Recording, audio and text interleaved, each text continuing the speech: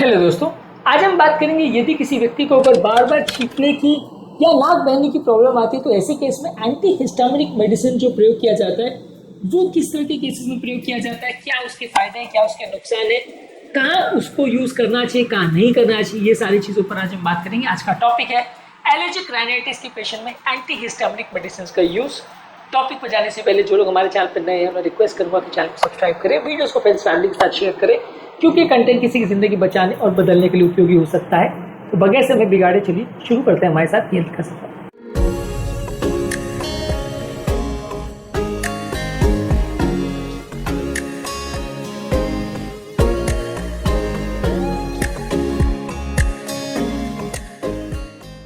Antihistaminic medicine जो है वो H1 रिसेप्टर जो है उसको ब्लॉक करता है, जिसकी वजह से एलर्जी के सिम्टम्स अक्सर चले जाते हैं। ये H1 रिसेप्टर का एक्टिवेशन जो है अक्सर छींक के लिए, खुजली के लिए, नाक बहने के लिए और आंखों से पानी आने के लिए, जब एलर्जी का एक्सपोजर होता है इसके लिए बहुत ज़्यादा रिस्पॉन्सिबल होता है।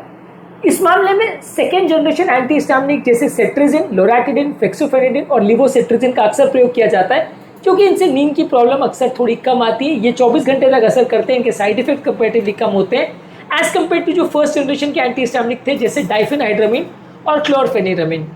ये ज्यादातर एंटीहिस्टामिनिक तब वर्क करते हैं जब लोग को खुजली का प्रॉब्लम, छींक का प्रॉब्लम और नाक बहने का प्रॉब्लम ज्यादा होता है। बाकी इन्फ्लेमेशन कम करने वाली दवाई जैसे स्टीरॉइड्स और डीकंजेस्टेंट के साथ में अक्सर इसका प्रयोग किया जाता है।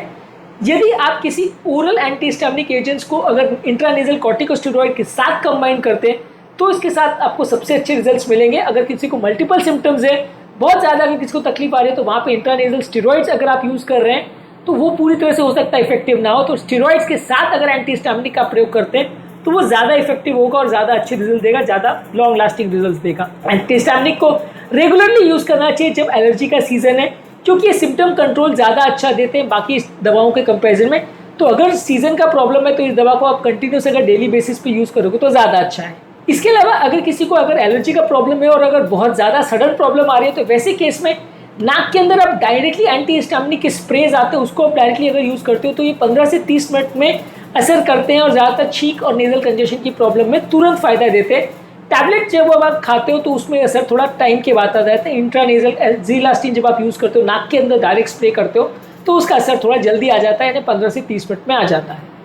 फर्स्ट जनरेशन जो एंटीहिस्टामिनिक है जैसे डाइफेनहाइड्रामिन और क्लोरफेनिरामिन, ये नींद ज़्यादा कराते हैं, इसमें अटेंशन स्पैन प्रॉब्लम हो जाती है और इसमें कई बार रिएक्शन टाइम का कॉम्प्रोमाइज़ होता है। 20 से 60% लोगों को नींद ज़्यादा आती है जिसकी वजह से ड्राइविंग करना, मशीनरी पे वर्क करना मुश्किल हो जाता है। बच्चों में इसको अवॉइड करना चाहिए। उम्र दराज लोगों में जहाँ पे लोगों को अलर्ट रह के काम करने की ज़रूरत है, ड्राइविंग वर्क का काम करने की ज़रूरत है, मशीन पर काम करने की ज़रूरत है, वहाँ पर इसको अवॉइड करना चाहिए। सेकेंड जनरेशन के एंटीहिस्टामिनिक जैसे फेक्सोफेनिडिन और लिवोसेट्रिजिन ये सबसे ज़्यादा सेफ है और इसमें भी कुछ लोग को सीडेशन का प्रॉब्लम आ सकता है तो इसके इफेक्ट को भी आपको ध्यान रखना चाहिए। ज़्यादातर लोग को प्रॉब्लम नहीं आती है। एंटीहिस्टामिनिक दवाइयाँ जो है दूसरे सिम्टम्स में फ़ायदा मिलती है। अगर किसी को एलर्जी कंजक्टिवाइटिस का प्रॉब्लम है, जैसे आँख में भी खुजली अगर हो रही है, इचिंग हो रही है, तो वहाँ पे भी ये मल्टीपल सिम्टम्स से फ़ायदा देगी। तो यानी कि अगर सिर्फ जुकाम के अलावा भी अगर बाकी प्रॉब्लम है तो वहाँ पर भी इससे फ़ायदा मिलेगा। ये एंटीहिस्टामिक दवा जो है सूजन का जो प्रॉब्लम है या एलर्जी जो है उसको ठीक नहीं करती, ये खाली सिम्टम को रिलीव करती है। इसलिए अपने आप में ये होल एंड सोल थेरेपी की तरह काम नहीं कर सकती, आपको बाकी स्टेरॉइड वगैरह के साथ इसका प्रयोग करना पड़ेगा। यदि आप अकेले अगर इसका प्रयोग करेंगे तो ये उतनी इफेक्टिव नहीं होगी। कुछ लोग को लगता है कि एंटीहिस्टामिक दवा देते ही तुरंत इफेक्ट करेगी, पर ऐसा नहीं है। अगर टैबलेट फॉर्म में अगर आप इसको ले रहे हो तो इसको असर करने में 1 से 3 घंटा लगता है। स्प्रे के फॉर्म में लेते हैं तो 15 से 30 मिनट में असर करती है।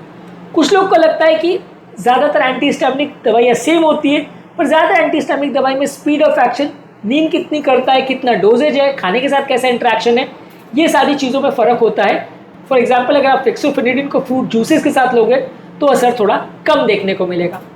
एंटीहिस्टामिनिक दवा ज़्यादातर लॉन्ग टर्म यूज़ करने के हिसाब से भी काफ़ी सेफ है, पर इसको लंबे समय तक यूज़ करने से किसी को एंगल क्लोजर, ग्लोकोमा, यूरिन अटक जाना या रिटेंशन होना या कई बार सिडेटिव मेडिसिन के साथ अगर आप इसका प्रयोग करोगे तो नींद ज़्यादा आने का प्रॉब्लम हो सकता है।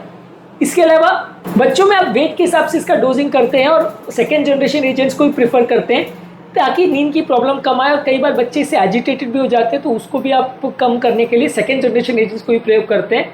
इसका प्रयोग करते समय खासकर फर्स्ट जनरेशन एजेंट्स के साथ अगर आप अल्कोहल अगर साथ में लेते हो तो उसमें सिडेशन और जजमेंट की प्रॉब्लम ज़्यादा आ सकती है, तो अल्कोहल आपको बिल्कुल नहीं लेना है साथ में।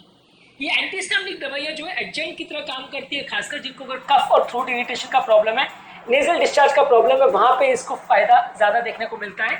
अगर किसी व्यक्ति को माइल्ड एलर्जी का भी प्रॉब्लम है तो वैसे केस में भी लोगों को सुस्ती होना, कमजोरी होना, चिड़चिड़ापन होना, सरदर्द होना, कॉन्सेंट्रेशन के प्रॉब्लम ज्यादा हो सकते हैं। तो वैसे केस में भी एंटीहिस्टामिनिक सिर्फ आपके नेजल कंजेशन के सिम्टम्स को रिलीव नहीं करते, बाकी प्रॉब्लम्स को भी कम करने में मदद करते हैं।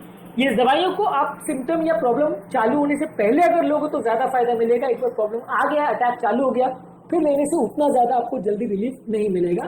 जिन लोगों को क्रॉनिक और सीजनल एलर्जिक राइनाइटिस है उनको सिग्निफिकेंट फायदा मिलता है।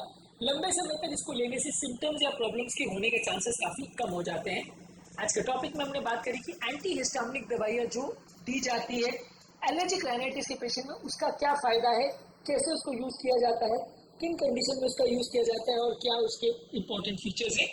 उम्मीद करूंगा कि आज के टॉपिक में कुछ नई बातें जानने को मिली होगी। जो लोग हमारे चैनल पर नए हैं मैं रिक्वेस्ट करूंगा कि चैनल को सब्सक्राइब करें, वीडियोस को फ्रेंड्स फैमिली के साथ शेयर करें, क्योंकि कंटेंट किसी की जिंदगी बचाने और बदलने के लिए उपयोगी हो सकता है। आपके कमेंट्स हमें जानने में मदद करते हैं कि आपको हमारा कंटेंट कैसा लग रहा है, प्लस हमारे लिए मोटिवेशन और इंस्पिरेशन का काम करते हैं। इसलिए वीडियोस को देखते रहिए, शेयर करते रहिए और हेल्थ के सफर में आगे बढ़ते रहिए।